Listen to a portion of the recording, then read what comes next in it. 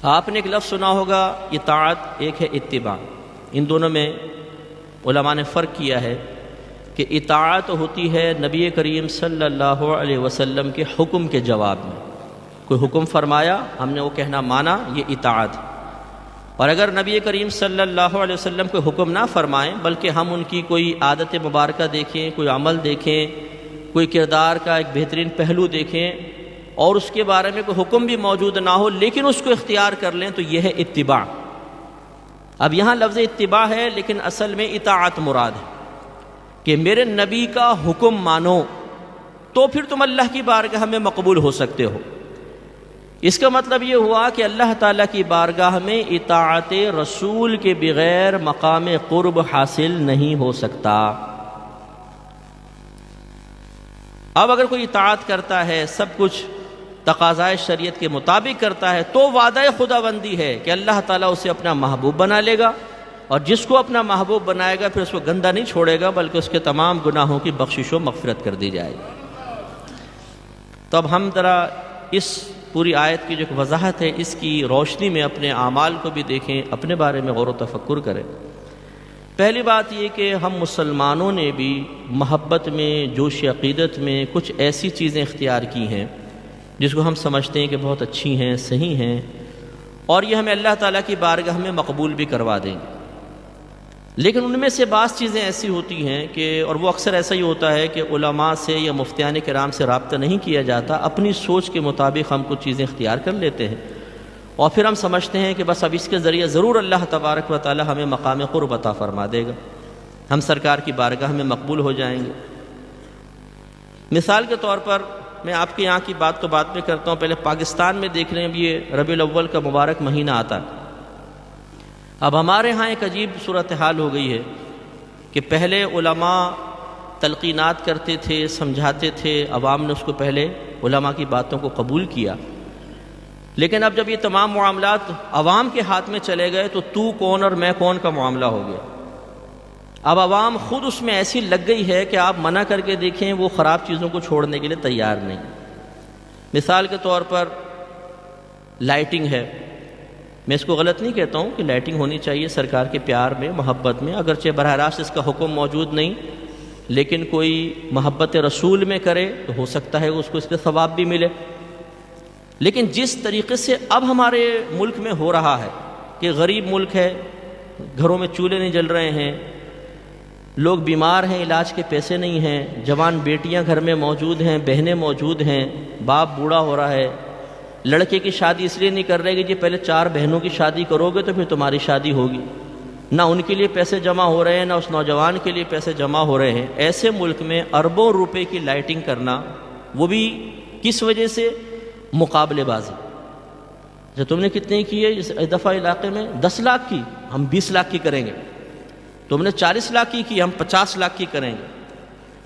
اب کی دفعہ ایک شہر میں تقریباً 22,000 چراغ جلائے گئے، چھوٹے چھوٹے چراغ سرکار کی محبت میں. چلیں بہت اچھی بات ہے، لیکن اتنے چراغ، اچھا اس کا نتیجہ کیا نکلا؟ دوسرا وہ میڈیا نے اس کو کوریج دی تو ہمارے ہاں پھر اپنا نام روشن کرنے کا تو بڑا ایک جذبہ ہے نا کہ میں تھوڑا سا بھی کروں تو پھر اس کو دکھایا جائے چودھری صاحب نے کیا ماشاءاللہ کارنامہ کیا. تو وہ دوسرے شہر والے، تیسرے شہر والے اب اس مقابلے میں لگ گئے کہ تم نے 22,000 کیا تو ہم اتنا کریں گے کہ انشاءاللہ gains book of world record میں ہمارا نام آ جائے گا. اب وہ اس میں لگ گئے. اچھا پھر تغرے وغیرہ روڈوں پر سجانا، یہ وہ، چلے سجاوٹ کوئی بات نہیں، لیکن اب نتیجہ کیا نکل رہا ہے؟ جب نائٹ ہوتی ہے، لائٹیں جلتی ہیں جگمگ، اب وہ گھر سے عورتیں باہر نکلتی ہیں، مرد باہر نکلتے ہیں. جی کس لیے جا رہے ہیں؟ لائٹنگ دیکھنے کے لیے. اس میں پھر نتیجہ نکلتا ہے کہ اتنا مردوں عورتوں کا اختلاط ہو جاتا ہے روڈوں پر، اتنی بدنگاہی اور اس قدر خرافات ہو رہی ہوتی ہیں کہ الامان والحفیظ، یعنی گناہ، کثیر گناہ ہو رہے ہوتے. تو اب دیکھیں، اب یہ تمام جو چیزیں جو کوئی کر رہا ہے تو وہ محبت رسول میں ہی کر رہا ہے، کوئی بھی نفرت کی وجہ سے تو نہیں کر رہا نا، توہین کا ارادہ تو نہیں ہے، مذہب کو بدنام کرنے کا ارادہ تو نہیں. لیکن ان کی غلطی ایک ہے کہ وہ ان تمام کاموں کے کرنے سے پہلے صحیح علماء سے، مفتیان کرام سے رائے طلب نہیں کر رہے. انہوں نے ہر چیز کو اپنے ہاتھ میں لے لیا اور ہاتھ میں لینے کے بعد سمجھتے ہیں کہ ہم جو کر رہے ہیں بس وہ 100% بالکل درست ہے اب ہمیں اس سے روکا نہ جائے، اور اس میں اب روز بروز اضافہ ہوگا۔ تو ہم یہ کہتے ہیں کہ آپ لائٹنگ ضرور کریں۔ مثال کے طور پہ 40 لاکھ کی لائٹنگ ایک علاقے میں ہو رہی ہے، 40 لاکھ۔ یہ تو ایک گلی ہے ہمارے وہاں پر کھارا در میں، وہاں پہ سنا ہے کہ 40 لاکھ کی لائٹ کرتے ہیں ایک گلی کے اندر، بس 40 لاکھ کی، 40 lakhs۔ اگر 1 لاکھ کی آپ لائٹ کریں اور 49 لاکھ سرکار کے نام پر ہی ان کے غریب امتیوں میں تقسیم کر دیں تو کیا پرابلم؟ انداز بدلنے کی ضرورت ہے نا۔ اربوں روپے کی لائٹ جلا کر 12 روز کے اندر آپ کیا نتیجہ حاصل کر رہے ہیں؟ اگر یہ سوال کیا جائے بتائیے کیا کر رہے ہیں بھائی؟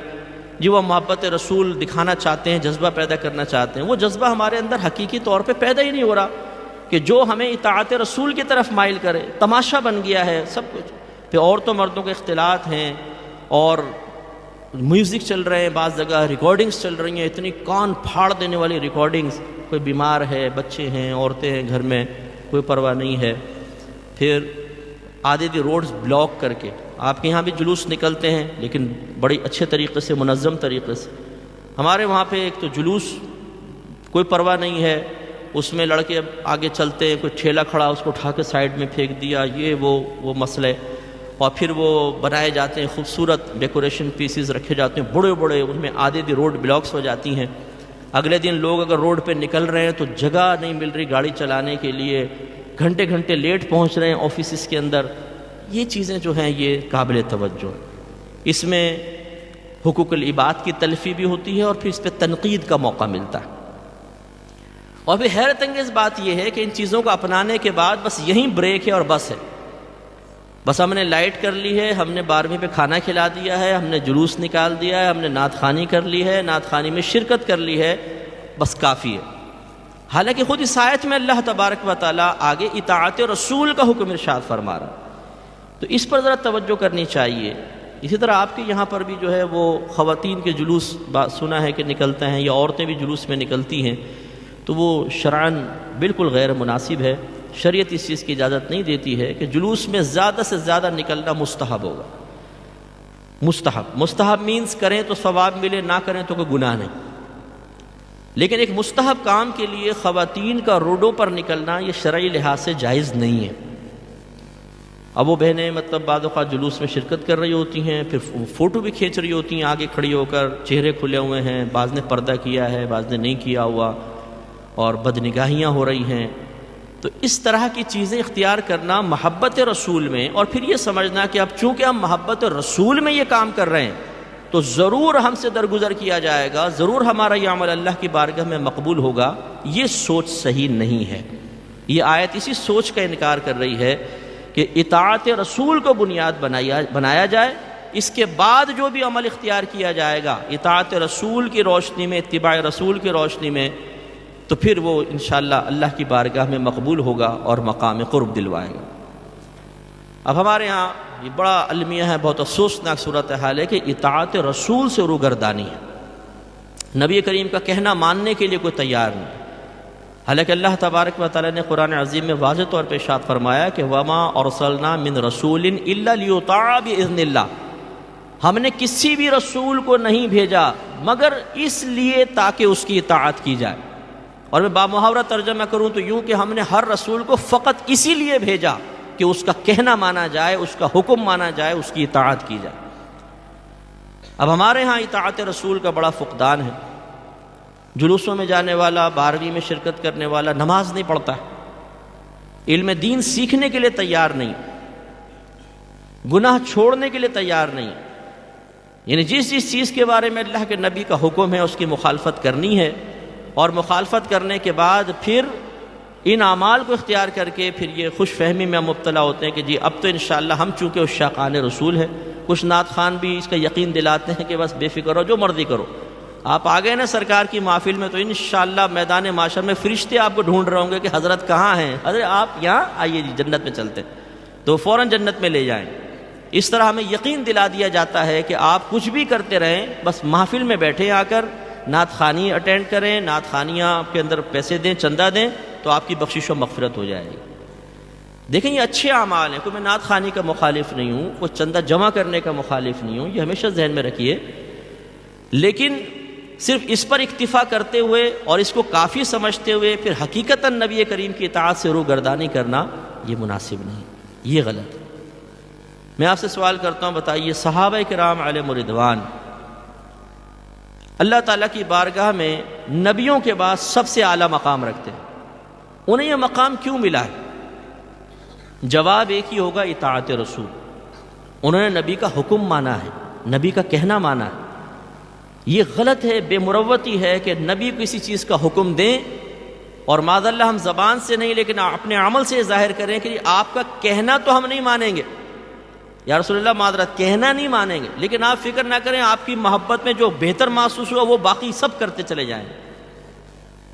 یہ غلط ہے۔ ہمارے صحابہ کرام علیہم رضوان نے اپنے نبی کریم صلی اللہ علیہ وسلم کا جب حکم مبارکہ زبان سے نکلا، حکم تو بہت دور کی بات، سرکار کوئی عمل اختیار کرتے تھے صحابہ فوراً اس کو اختیار کر لیا کرتے۔ آپ بخاری اٹھا کے پڑھیں، حضرت عبداللہ بن عمر رضی اللہ تعالی عنہما جب یہ سنتے کہ فلاں مقام پہ دوران سفر سرکار نے نماز ادا فرمائی ہے تو آپ ضرور اس مقام پہ جاتے اور اس کو تلاش کر کے پھر وہاں پر نماز ادا کیا کرتے تھے، اور اپنے غلام حضرت نافع رضی اللہ تعالیٰ عنہ کو جن کو بعد میں آزاد بھی فرمایا ہے، انہیں بھی تلقین کرتے تھے کہ نافع فلاں جگہ جانا، فلاں ٹیلے کے سے اتنے قدم کے فاصلے پر فلاں درخت کے پاس سرکار صلی اللہ علیہ وسلم نے نماز پڑھی ہے، وہاں جا کے نماز پڑھو۔ تو اتنی وہ مطلب یہ کہ پیروی کرنے کی کوشش کرتے تھے۔ کسی ایک صحابی کے بارے میں بتائیے کہ سرکار نے فرمایا ہو کہ یہ کرو اور اس نے کہا یا رسول اللہ یہ تو میں نہیں کر سکتا ہوں، لیکن آپ کی محبت میں انشاءاللہ اور بہت سارے لوازمات میں نے جمع کیے ہوں۔